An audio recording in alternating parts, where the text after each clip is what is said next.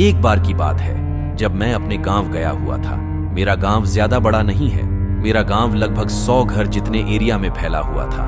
उस समय गांव में ज्यादा आधुनिक सुविधाएं नहीं होती थी और मेरे गांव में बिजली वगैरह भी नहीं थी। दोस्तों, यह कहानी आज से लगभग 15 से 20 साल पहले की है। हमारे गांव में लोग जल्दी उठ जाया करते थे और अपने खेतों की तरफ निकल जाते थे। मेरे घर से कुछ 3 घर छोड़कर एक घर था जिसमें मोहन चाचा अपने परिवार के साथ रहते थे। मोहन चाचा के बड़े लड़के, जिसका नाम प्रणय था, उसकी पत्नी ममता थोड़े दिनों से अजीब व्यवहार करने लगी थी। वह कभी रोती तो कभी हंसती थी और कभी इतना गुस्सा हो जाती थी कि उसे शांत कर पाना बहुत मुश्किल होता था। वह अपने परिवार वालों को बहुत गंदी गंदी गालियां देती थी और बोलती थी कि मैं इसे नहीं छोड़ूंगी। यह कहानी बहुत साल पहले की है। उस समय मेरे गांव में कोई डॉक्टर वगैरह नहीं थे, तो ज्यादातर लोग नियम हकीम के पास ही जाया करते थे, पर उन लोगों के पास भी इसका कोई इलाज नहीं था। दिन प्रतिदिन ममता की हालत बिगड़ती गई। ममता की एक बेटी थी, लज्जो, जो करीब 8 साल की थी।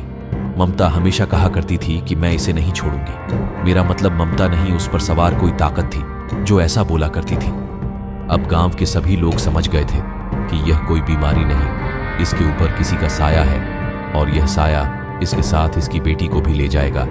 और ऐसा ही हुआ।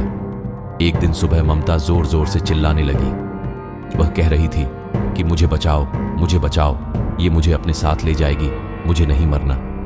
और थोड़ी देर बाद उसकी मौत हो गई। कोई नहीं समझ पाया कि क्या हुआ और कैसे हुआ, पर सभी लोग यह सोचकर परेशान थे कि अब इसकी बेटी का क्या होगा। कुछ दिनों बाद उसकी बेटी की भी तबीयत अचानक से खराब हो गई। उसका शरीर बहुत गर्म हो गया और वह ऐसी हरकतें करने लगी जैसी ममता करती थी।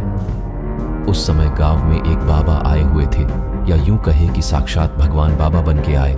लज्जो के लिए उस लड़की को बाबा के पास लेकर गए। बाबा ने कुछ मंत्र बोले और एक रुद्राक्ष की माला उसके गले में डाल दी और कहा, इसे कल लेके आना। घर पर जाते ही उसकी तबीयत में सुधार आने लगा। अब वह नॉर्मल होने लगी। उसे अगले दिन फिर ले गए बाबा के पास। बाबा ने उससे पूछा कि तू कौन है, इस बच्ची ने तेरा क्या बिगाड़ा है जो इसे अपने साथ ले जाएगी, और इसकी माँ का क्या दोष था। अब लज्जो एक औरत की आवाज में बोलने लगी।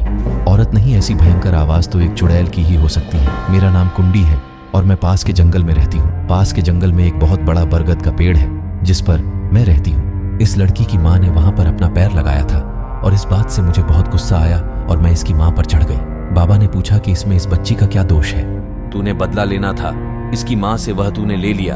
अब इस बच्ची को क्यों तुम अपने साथ ले जाना चाहती हो? उस चुड़ैल ने कहा, मुझे यह बच्ची बहुत पसंद आ गई है और मैं इसे अपने साथ ले जाऊंगी, चाहे तुम कुछ भी कर लो। बाबा ने कहा, इसे ले जाके तो देख। बाबा ने कुछ मंत्र पढ़े और अपने झोली से एक किताब निकालकर उसे पढ़ने लगे। उस चुड़ैल ने कहा, यह बंद करो, इससे मुझे तकलीफ हो रही है। और वह उस लड़की को छोड़कर खेतों की तरफ से गेहूं की फसल से होते हुए उस जंगल की तरफ भाग गई। बाबा ने एक माला निकाली और उस लड़की को गले में पहनाते हुए उसके परिवार वालों से बोला कि इस माला को इसके गले में बांधे रहने देना। उसके बाद से लज्जो एकदम ठीक है।